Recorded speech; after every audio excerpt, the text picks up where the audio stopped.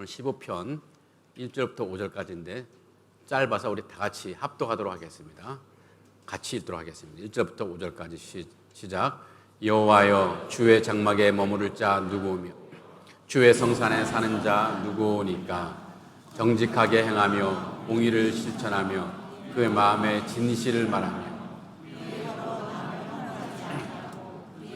이색에 악을 행하지 아니하며 그의 이웃을 비방하지 아니하며 그의 눈은 망령된 자를 여호와를 두려워하는 자들을 존대하며 그의 마음에 서운한 것은 해로울지라도 변하지 아니하며 이자를 받으려고 돈을 꾸짖지 아니하며 뇌물을 받고 무죄한 자를 해하지 아니하는 자이니 이런 일을 행하는 자는 영원히 흔들리지 아니하리다. 아멘. 제가 오래 시절 대학 시절에 제게 충격을 준 한 여학생이 생각납니다. 여중생이었는데요. 비가 부슬부슬 내리는 날인데 지하철역에서 막 나온 어린 여중생이 하늘을 향해 읊조린 말이 있었습니다. 그 말은 하나님 추워요 하는 두 마디였습니다. 하나님 추워요.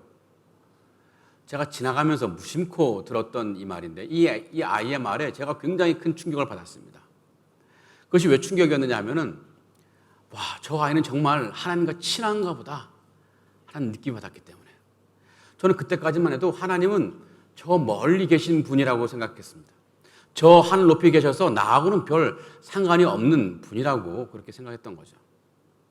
이 하나님과 별로 친하지 않다고 보니까 기도도 열심히 안 하게 되고 또 기도를 열심히 안 하게 되니까 또 기도 응답의 체험도 별로 없고 그러다 보니까 또 기도도 안 하게 되고 그런 악순환이 반복되는데 그저 하나님은 저 목사님이나 같은 분들과 좀 친하지만 나 같은 뭐 대학생이나 청년 성도들과는 좀 그닥 그렇게 친하지 않을 수 있겠구나 생각을 했었거든요.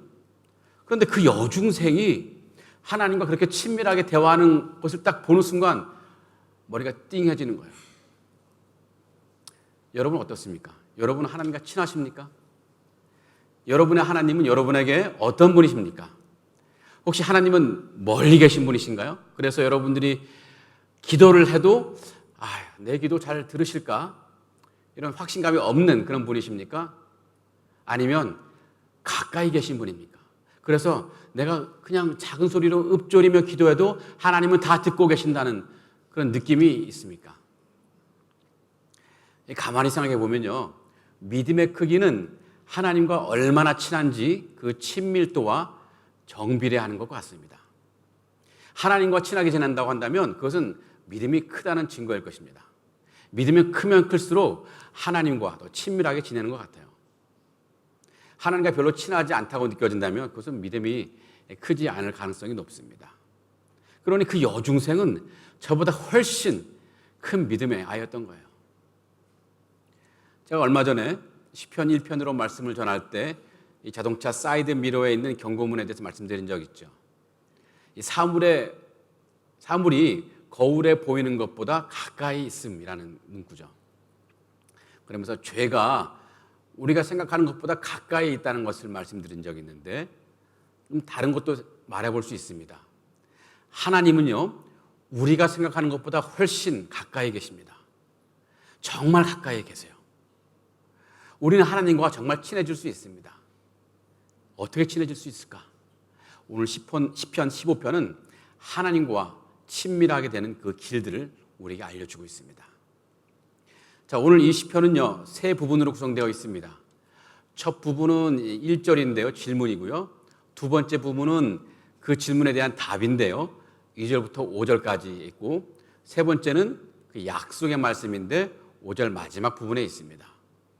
우선 첫 부분 1절의 질문부터 한번 살펴보도록 하겠습니다. 이 질문은 하나님이 어떤 사람을 기뻐하시느냐, 그래서 어떤 사람이 하나님과 친밀하게 지낼 수 있느냐를 묻는 것입니다. 한번 1절을 같이 한번 제가 읽어보겠습니다.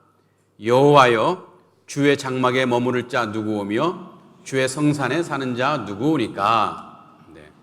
자, 이 질문은 누가 누구에게 하는 것이겠죠? 형식만 보면 시편 시인인 다윗이 하나님께 묻는 것입니다. 그렇다면 대답은 하나님이 하셔야겠죠. 그런데 이제 2절 이하를 보면요, 그 대답을 시인인 다윗이 말합니다. 그 대답을 비록 시인이 말하고 있지만 하나님께 묻는 형식으로 질문과 답을 하는 거죠.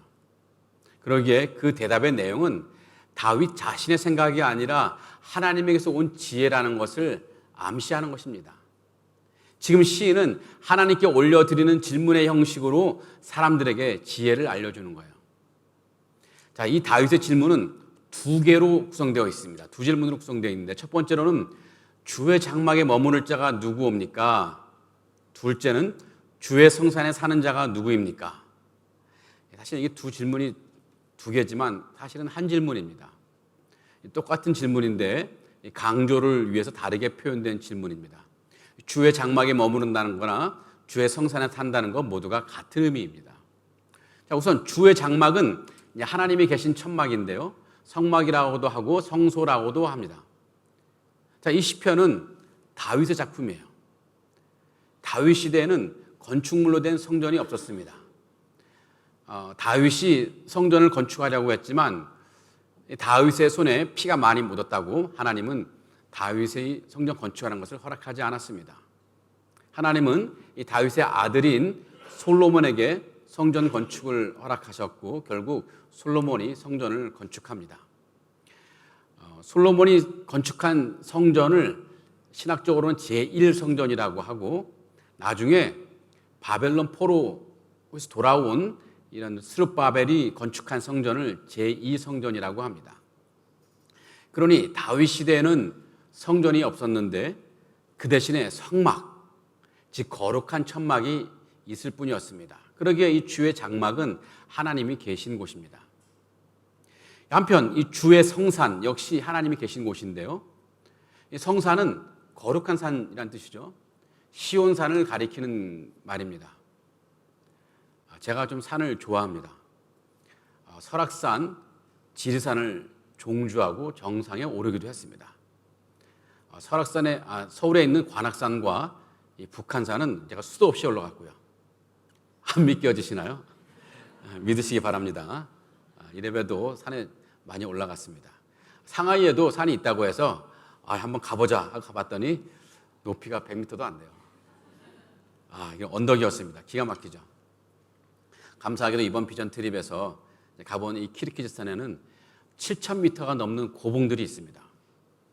한여름에도 눈이 녹지 않는 설산이 있고요. 보기만 해도 마음이 확 트이더라고요. 예루살렘에도 산이 있었습니다. 시온산인데요, 이 시온산의 높이가 765m입니다. 신기하죠? 765m. 나중에 함께 우리 예루살렘 성지 여행 갔을 때 한번 제가 물어볼 겁니다. 시온산 몇 미터입니까? 몇 미터죠? 765m. 네. 예루살렘 남서쪽에 있는 산인데요, 여기 이 산에 무엇이 있느냐면 바로 주의 장막이 있습니다. 다윗은 그 산 위에 주의 장막을 세웠거든요. 그러니 이 주의 성산, 주의 거룩한 시온산 역시 하나님이 계신 곳입니다. 결국 시인이 주의 장막에 머물 자, 주의 성산에 사는 자라고 할 때 주의 장막이나 주의 성산은 하나님이 계신 곳을 의미합니다. 자, 그러면 주의 장막에 머무를 자 또는 주의 성산에 사는 자는 누구를 가리키는 것일까요? 여기서 주의 장막에 머무른다는 것, 주의 성산에 산다는 것은 일종의 상징적인 표현인데요, 하나님과 친밀하게 교제하며 살아간다는 것을 의미합니다. 그래서 시편 저자는 누가 하나님과 친밀하게 교제하며 지낼 만한 자격이 있는가, 혹은 하나님이 누구를 기뻐하시는가를 말해주는 것이라고 할 수 있습니다. 자, 그렇다면 하나님은 누구를 기뻐하시고, 그리고 누가 하나님과 친밀하게 교제할 만한 사람인가? 시편의 시인은 2절부터 5절까지 해서 그 질문에 대한 답을 제시합니다. 모두 10가지 항목인데요, 다시 한번 다 같이 읽어보면서 혹시 나에게 해당되는 항목이 몇 개나 있는지 한번 생각해 보시기 바랍니다. 그래서 나는 하나님이 기뻐하시는 삶을 얼마나 살고 있는지 한번 생각해 보시기 바랍니다. 한번 2절부터 5절까지 다 같이 다시 한번 읽어보도록 하겠습니다. 시작. 정직하게 행하며 공의를 실천하며 그의 마음의 진실을 말하며 그의 혀로 남을 허물하지 아니하고 그의 이웃에게 악을 행하지 아니하며 그의 이웃을 비방하지 아니하며 그의 눈은 망령된 자를 멸시하며 여호와를 두려워하는 자들을 존대하며 서운한 것은 해로울지라도 변하지 아니하며 이자를 받으려고 돈을 꾸어주지 아니하며 뇌물을 받고 무죄한 자를 해하지 아니하는 자이니 이런 일을 행하는 자는 영원히 흔들리지 아니하리다. 아멘. 자, 어떻습니까? 여러분에게 해당되는 것이 몇 개나 될까요? 혹시 마음에 걸리는 항목들이 있습니까? 몇 가지 해석이 좀 필요한 부분도 있지만 내처럼 이해하는 데는 큰 어려움이 없을 것 같아요. 자, 이건 몇 개의 그룹으로 10개를 몇 개의 그룹으로 묶을 수 있는데요. 자, 우선 2절에 나온 첫 세 개의 항목은 하나의 그룹으로 묶을 수 있습니다. 정직하게 행하며 공의를 실천하며 그의 마음의 진실을 말하며 이 세 가지 모두가 개인의 인성과 관련된 항목들입니다. 정직하게 행하는 것, 옳은 것을 실천하는 것, 또 진실하게 말하는 것을 이 하나로 줄인다면 그것은 진실하게 살아가는 삶이라고 할 수 있습니다. 진실하게 살아가는 삶은 곧 선한 양심에 따라 살아간다는 것입니다. 무슨 생각을 하든 무슨 말을 하든 무슨 행동을 하든 선한 양심을 따라 한다는 것입니다.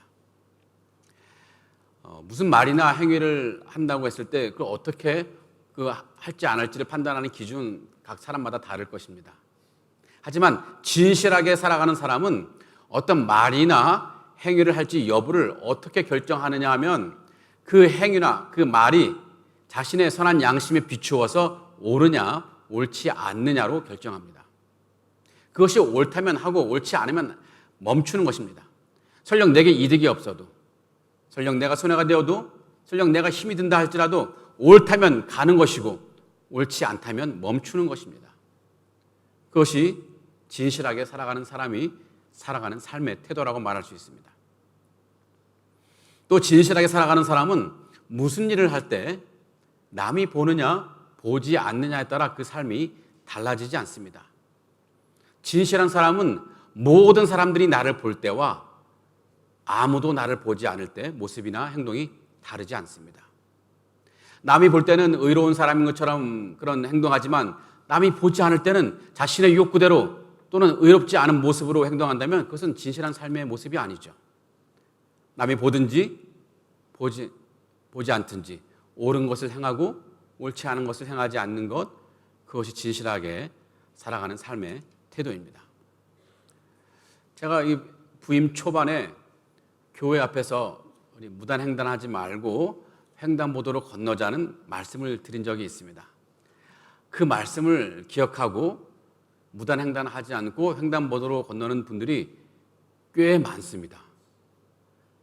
그분들은 제가 그런 말을 했다고 횡단보도를 건너는 것이라고 보지 않습니다. 그것이 옳기 때문에 횡단보도로 건너시는 것이라고 저는 믿습니다.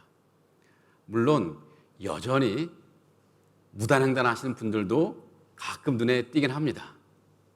그리고 그때 그분들이 저를 보면서 화들짝 놀라기도 하죠. 화들짝 놀라시는 분들 너무 염려하지 않으시기 바랍니다. 제가 누군지 잘 기억이 나지 않습니다. 자, 진실하게 살아가면 어떤 유익이 있을까요? 자신의 인생이 아름다워집니다. 먼 훗날 내 인생을 돌아보면서 나는 참 진실하게 살아왔다고 말할 수 있는 사람은 정말 행복한 사람입니다. 자신의 인생을 하나의 그림으로 본다면 정말 멋진 풍경화라고 볼 수 있기 때문에요. 자, 그런데 자신의 인생을 아름답게 만드는 것보다 더 큰 유익이 있습니다. 그것은 하나님이 그런 진실한 삶을 살아가는 사람을 기뻐하신다는 것입니다. 하나님은 그런 사람을 가까이 하신다는 것입니다. 자, 두 번째는요, 이웃에 대한 것인데요. 3절부터 5절까지는 이웃과의 관계에서 어떻게 살아가느냐 하는 것입니다.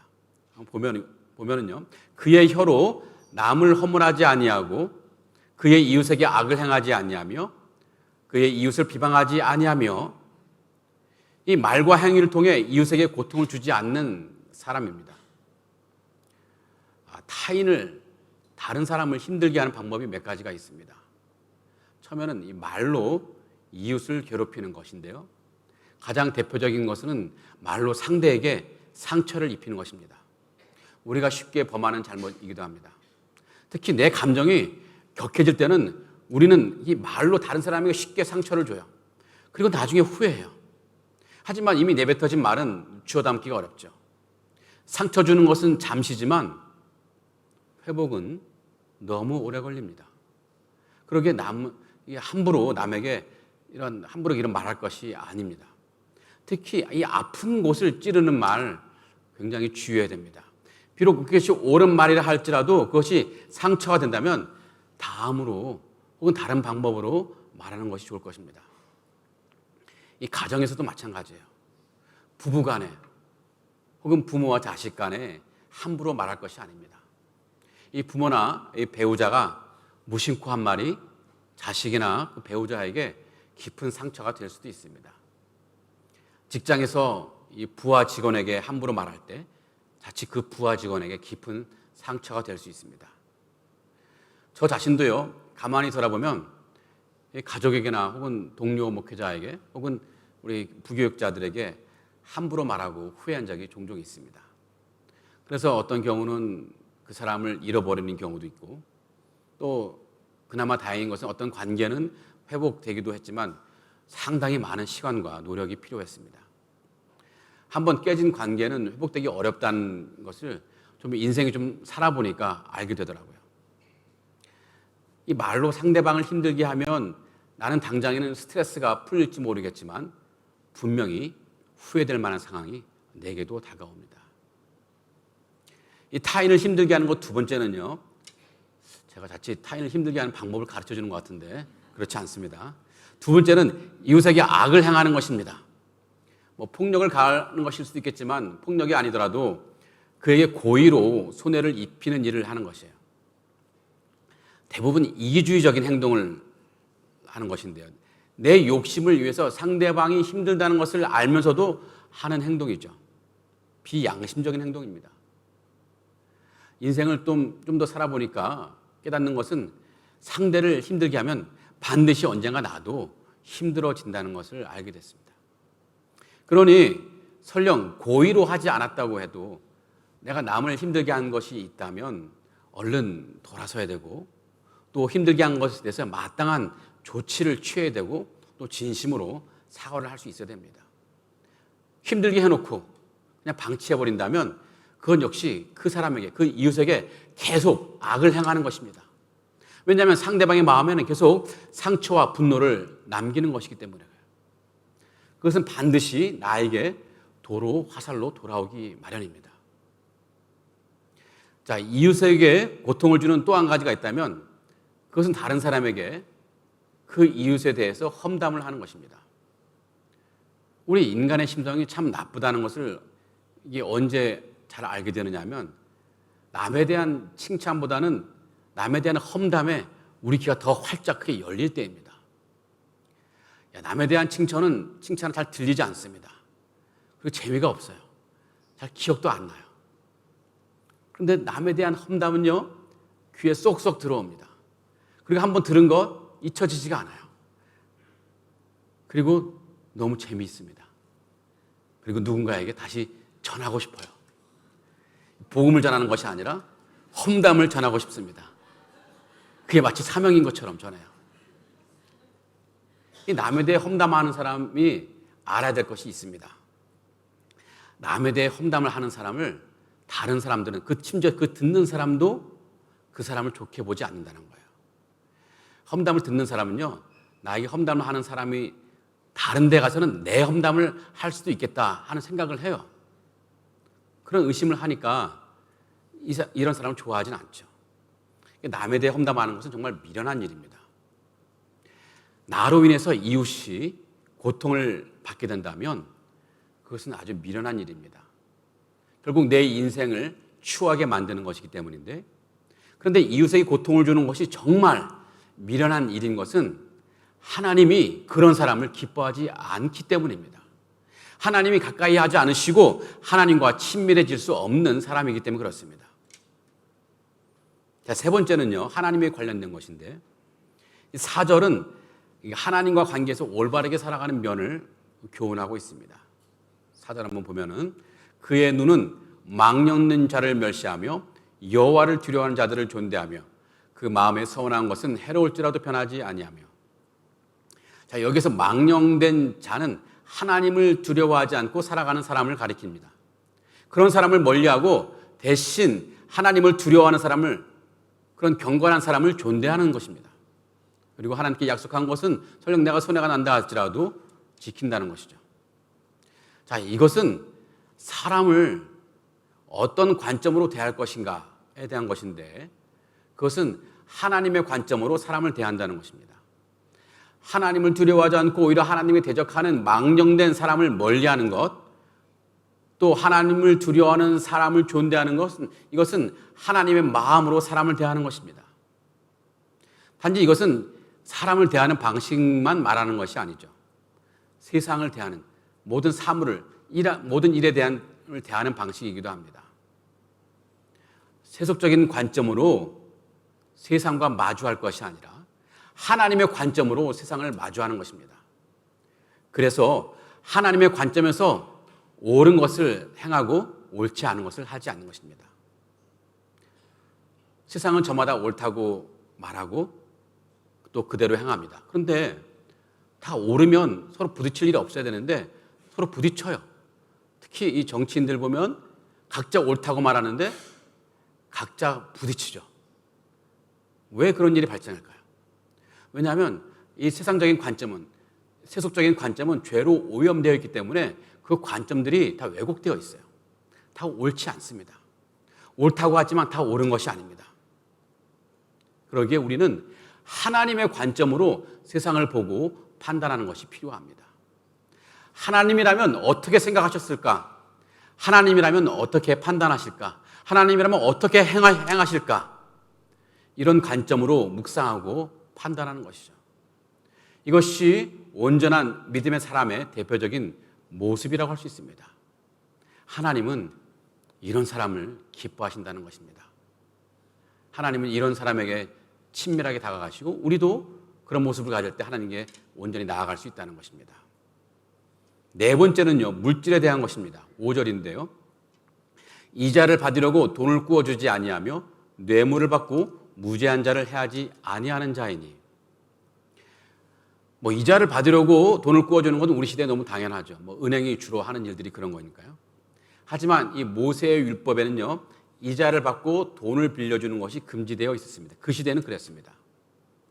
급하게 돈이 필요한 사람의 고통을 이용해서 돈을 버는 것을 금지시킨 것입니다. 유대인들은 이런 율법에 철저하게 살아가는 사람들인데, 그런데 아이러니하게도 이런 돈벌이에 대해서 아주 눈이 열리고 귀가 열린 사람이 바로 유대인들입니다. 유대인들은 이런 일을 잘해요. 여러분, 그 셰익스피어의 소설 베니스의 상인을 아십니까? 기억하십니까? 그곳에 샤일록이라는 고리대금 업자가 나오는데요. 이 샤일록은 고리대금을 하면서 이 베니스의 상인인 이 안토니오를 엄청나게 괴롭힙니다. 돈을 못 갚으니까 살까지 떼어내려고 하는 일을 벌이죠. 바로 그 고리대금 업자 샤일록이 유대인이에요. 율법을 중요시하게 여기는 유대인이 율법을 가장 적극적으로 어기는 모습이 아이러니죠. 물론 이제 소설이니까 당시에 유럽에는 안티세미티즘이라고 반유대주의 정서가 반영된 허구적인 소설이긴 하지만 그만큼 유대인이 이 돈을 밝히는 사람이었다는 것을 반영하고 있습니다. 이자를 받으려고 돈을 꾸어주는 것이나 뇌물을 받고 무죄한 자를 해하는 것은 물질을 중요하게 여기는 삶의 태도를 반영하는 것입니다. 사람보다는 물질을 더 중요하게 여기고 물질 중심적인 삶을 살아가는 것, 하나님이 기뻐하지 않는다는 것입니다. 바울은 이 디모데전서 6장 10절에서 물질을 사랑하는 것이 얼마나 우리 인생에 해가 되는지를 알려주고 있습니다. 여기서 돈을 사랑함이 일만 악의 뿌리가 되나니 이것을 탐내는 자들은 미혹을 받아 믿음에서 떠나 많은 근심으로서 자기를 찔렀도다. 자기를 찔러요. 믿음에서 떠났고 오히려 자기를 해롭게 한다는 거죠. 물질을 사랑하는 사람은 자신의 삶을 추하게 만듭니다. 물질을 중요하게 여기다가 삶이 곤란해지고 삶이 망가진 분들이 세상에 얼마나 많이 있습니까? 평생 잃은 좋은 업적이 이 물질 때문에 한순간에 와르르 무너진 분들이 참 많습니다. 그러니 이 물질에 빠져 있는 인생은 얼마나 미련한 인생일까요? 그런데 그런 인생이 미련하다고 말할 수 있는 더 중요한 이유가 있습니다. 그것은 하나님께서 그런 삶을 기뻐하지 않는 것입니다. 하나님과 친밀하게 살아가기 어려운 인생인 것입니다. 자, 이 네 가지를 요약하면요. 시편의 저자는 하나님이 기뻐하시는 삶, 또 그래서 하나님과 친밀하게 살아가는 삶을 제시했는데요. 그것은 진실하게 살아가라는 것, 이웃에게 피해나 고통을 주지 말라는 것이고, 또 하나님의 관점으로 세상을 바라보라는 것이고, 또 물질을 초월해서 살아가라는 것입니다. 그런 삶을 살아갈 때 하나님과 친밀하게 지낼 수 있다고 시인 다윗은 우리에게 교훈하고 있습니다. 자, 시편 마지막에서 시편 저자는 약속의 말씀을 제시합니다. 이런 일을 행하는 자는 영원히 흔들리지 아니하리이다. 흔들리지 않는다는 것은 그 삶이 망가지지 않는다는 것을 말하죠. 누가 흔들어도 흔들리지 않고 살아가게 된다는 것이죠. 그런데 이런 일을 향하는 사람은 왜 흔들리지 않을까요? 왜냐하면 그 사람은 주의 장막에 머무른 사람이고 주의 성산에 살아가는 사람이기 때문에, 하나님과 함께 살아가는 사람이기 때문에, 하나님과 함께 살아가는 사람을 누가 과연 흔들 수 있습니까? 하나님과 함께 있기에 모든 것은 안전합니다. 이런 안전의 복이 여러분에게 있기를 간절히 기원합니다. 자, 그러면 이 시편의 말씀에서 우리가 얻는 교훈이 무엇일까요? 두 가지라고 말할 수 있는데, 첫 번째로는요, 우리 믿음 생활은 구원받는 것이 전부가 아니라는 것입니다. 하나님은 우리에게 믿음을 주셔서 구원받은 하나님의 백성이 되기를 바라시지만, 동시에 구원받은 하나님의 백성으로 또 경건하게 살아가기를, 진실하게 살아가기를 우리에게 원하신다는 것입니다. 에베소서 2장 10절을 볼까요? 우리는 그가 만드시는 바라 그리스도 예수 안에서 선한 일을 위하여 지으심을 받은 자니, 이 일은 하나님이 전에 예비하사 우리로 그 가운데서 행하게 하려 하십니다. 하나님이 우리를 만드시고 우리를 구원하신 것은 우리가 예수 그리스도 안에서 선한 일을 하기 위해서라고 바울은 말합니다. 그리스도 예수 안에서 선한 일이 바로 이 경건한 삶입니다. 예수님의 인격과 예수님의 삶을 닮아서 그렇게 그대로 살아가는 것입니다. 그러니 이 구원은요, 우리 믿음 생활에서 끝이 아니라 시작입니다. 물론 하나님은 구원받은 백성, 우리 그 자체만으로 기쁨을 누리시지만 하나님과 친밀한 교제, 우리와 교제를 나누기를 원하십니다. 그래서 우리로 하여금 하나님을 닮은, 예수 그리스도를 닮은 경건한 삶을 살아가기를 우리에게 바라시는 것입니다. 자, 우리가 이 시편에서 얻는 두 번째 교훈이 있습니다. 그것은 우리의 믿음 생활은요, 일상의 삶 속에서도 온전해야 한다는 것입니다. 자, 우리가 오늘 살펴본 항목들은 하나님과 관계에서만 국한되지 않습니다. 자신에 대해서, 이웃에 대해서, 또 물질에 대한 관계도 포함되어 있습니다. 우리가 평소에 일상의 삶 가운데 많이 접하는 상황들입니다. 그래야 오늘 시편의 시인은 하나님이 기뻐하시는 이 믿음의 삶은, 경건의 삶은 나 자신에 대해서도, 이웃에 대해서도, 물질에 대해서도 온전해야 한다는 것을 우리에게 가르쳐 주고 있습니다. 그래서 성도의 이 거룩한 예배는 일상의 삶에서 똑같이 드러나야 한다는 것입니다. 이 교회 예배 중에는 은혜롭게 찬양하고 아멘도 잘하는데 교회 밖으로 나가기만 하면 전혀 다른 사람이 되는 경우가 종종 있죠. 욕심이 많고 선을 행할 줄 모르고 남에게 고통을 주고 남을 불쌍히 여기는 마음이 없고 오직 내 가족만 중심이 되는 삶, 교회 나가면 무단횡단하는 삶, 그것은 온전한 믿음 생활이 아니죠. 예배는 교회 안에서만 이루어지는 것이 아니라 우리의 일상의 삶 가운데서도 그 예배가 이루어져야 한다는 것입니다. 세상 모든 일에서 마땅히 선한 양심을 갖고 해야 될 많은 것들, 성실하게 지켜가는 것, 하나님의 관점으로 바라보는 것, 그것이 궁극적으로 하나님을 위한 것이고 하나님께 온전한 삶의 예배를 드리는 것입니다. 사랑하는 성도 여러분, 여러분 모두가 하나님과 친밀해지기를 간절히 기원하고 축복합니다. 그래서 하나님과 늘 말씀과 기도로 소통할 수 있기를 바랍니다. 자, 그런데 그러기 위해서는요, 우리 일상적인 삶이 진실한 삶이어야 됩니다. 나의 삶이 진실해야 되고, 이웃을 사랑해야 되고, 하나님의 관점으로 세상을 바라볼 수 있는 그런 시각과 행동이 되어야 되고, 물질에 너무 매이지 않을 때, 우리 삶이 고귀해지고 아름다워지기도 하겠지만 더 중요한 것은 하나님과 친밀한 삶을 살아갈 수 있다는 것입니다. 그런 삶을 통해서 여러분이 하나님과 친밀해지고 하나님과 동행하면서 흔들리지 않고 아름답게 살아가는 여러분 되기를 간절히 기원합니다. 아멘. 우리 다 같이 일어나셔서 찬양 한번 부르시고 같이 기도하도록 하겠습니다. 내 삶의 소망, 예수 닮기를 원하네. 예수 닮기를 원하네.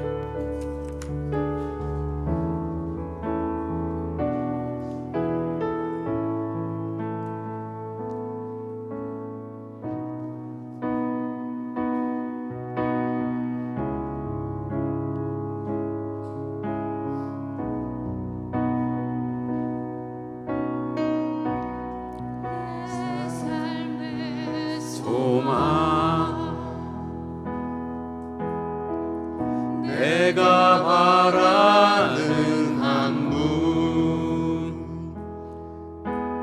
예수 닮기를 내가 원하네. 한없는 사랑, 풍성한 긍휼, 예수 닮기를 내가 원하네. 예수 닮기를, 예수 보기를, 예수만 높이길 내가 원하네. 내 평생 소원 예수 닮기를, 예수만 닮기를 내가 원하네. 온유하시고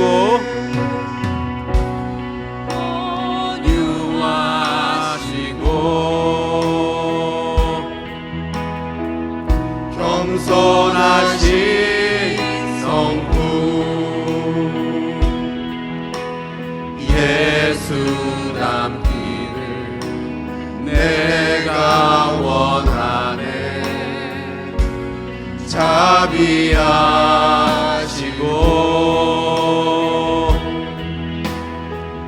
위로자 되시는 예수 닮기를 내가 원하네. 예수 닮기를, 예수 닮기를, 예수만 높이길 내가 원하네.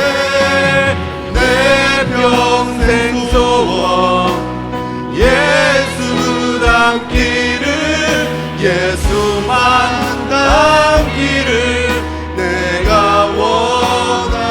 예수 닮기를, 예수 닮기를, 예수 보기를, 예수만 높이길 내가 원하네. 내 평생 소원 예수 닮기를, 예수만 닮기를 내가 원하네. 네, 우리 합심기도 제목을 같이 읽고 같이 기도하도록 하겠습니다. 1번부터 읽겠습니다. 시작. 우리에게 구원을 감사하되 구원받은 백성으로 온전한 삶을 살아가며 하나님과 친밀하게 살게 하옵소서. 아멘. 우리의 믿음의 삶이 하나님과의 관계와 더불어 세상의 모든 관계 속에서도 진실하고 덕을 끼치는 삶이 되게 하옵소서. 아멘. 상하이 한인연합교회가 하나님께로 더 가까이 나아가서 누구라도 이곳에서 하나님을 친밀하게 만나게 하옵소서. 아멘. 이런 기도점으로 같이 기도할 때 저를 따라 한번 외치시고 기도하도록 하겠습니다. 주여 은혜를 주옵소서. 주여 은혜를 주옵소서. 주여 은혜를 주옵소서. 주여 은혜를 주옵소서. 같이 기도하도록 하겠습니다. 우리 살아계신 하나님 감사합니다. 오늘도 귀한 말씀으로 우리에게 깨끗이 하신 감사드립니다. 주님을 알게 하시고 구원의 백성으로 삼아주신 것 감사드리는데, 이제 말씀을 통해서 우리가 주님이 원하시는 것 단지 구원받는 것뿐만 아니라 구원받는 하나님의 백성으로 온전히 살아가되 세상에서 이웃과 살아가는 삶도 온전해야 한다는 것을 깨닫게 하시니 감사를 드립니다. 우리를 향한 하나님 뜻을 기억하며 하나님 뜻대로 살아가는 인생이 되게 하여 주시옵소서. 어떤 상황에서도 진실하게 살아갈 수 있는 힘을 주시되 옳은 것을 향하는 삶을 살아가게 하시고 아무도 보지 않을 때도 그러하게 하여 주시옵소서. 혹시 내 이기적인 욕심으로 가정이나 이웃을 힘들게 하는 것이 있다면 돌이키게 하여 주시옵소서. 내 부주한 말이나 행위로 누군가의 상처를 준 것을 기억하며 늘 주의하게 하시되 실수하며 이미 깨어진 관계가 있다면 용서를 구하고 관계가 회복될 수 있도록 인도해 주옵소서. 무슨 일을 하든지 하나님의 마음으로 하게 하시고 누구를 대하든지 하나님의 마음으로 대하게 하셔서 하나님이 기뻐하시는 온전한 삶을 살게 하여 주시옵소서. 그리하여 세상은 비록 거칠고 힘들다 할지라도 주님의 장막에 머물며 주님의 거룩한 삶을 살면서 세상의 어떤 유혹과 시험 속에서도 흔들리지 않는 믿음의 삶을 살아가게 하시고 세상의 어떤 환난 속에서도 흔들리지 않는 삶을 살게 하여 주시옵소서. 언젠가 주님 만나게 될 때 기쁨으로 주님을 배울 수 있는 그런 아름다운 삶을 살 수 있도록 고귀한 삶을 살아갈 수 있도록 우리의 삶을 인도해 주시옵소서. 우리와 가까이 지내시기를 원하시고 우리와 친밀해지기를 원하시는 하나님, 이 시간 우리로 주님을 알게 하시고 구원의 백성으로 삼아주신 것 감사를 드립니다. 또한 말씀으로 주님이 우리에게 원하시는 것은 단지 구원받는 것뿐만 아니라 구원받은 하나님의 백성으로 진실되게 온전히 살아가되 세상에서 이웃과 살아가는 삶도 온전해야 한다는 것 일깨우시니 감사를 드립니다. 우리를 향한 하나님의 그 귀한 뜻을 기억하며 우리도 하나님 뜻대로 살아가는 인생 되게 하여 주시옵소서. 어떤 상황에서도 진실하게 살아갈 힘을 주시되 옳은 것을 향하는 삶을 살아가게 하시고 아무도 보지 않을 때도 그러한 삶을 살게 하여 주시옵소서. 주님, 혹시 내 이기주의적인 욕심으로 가족이나 이웃을 힘들게 한 것이 있다면 깨닫게 하시고 돌이키게 하여 주시옵소서. 나의 부주의한 말이나 행위로 누군가에게 상처를 줄 수 있다는 것을 늘 기억하며 주의하게 하시되 혹시 실수해서 이미 깨진 관계가 있다면 용서를 구하고 관계가 회복될 수 있도록 이끌어 주시옵소서.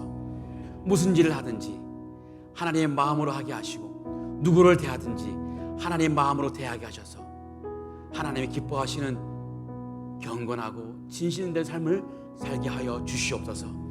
그리하여 세상은 비록 거칠고 험하지만 주님의 장막에 머물며 주님의 거룩한 산에 살면서 어떠한 세상의 유혹과 시험 속에서도 흔들리지 않는 믿음으로 살게 하시고 세상에 어떤 환난이 온다고 해도 흔들리지 않는 삶으로 살아가게 하여 주시옵소서. 언젠가 주님 다시 만나게 될 때 부끄러운 얼굴이 아니라 기쁨의 얼굴로 주님을 만날 수 있게 하여 주시옵소서. 예수 그리스도의 이름으로 간절히 기도합니다. 아멘.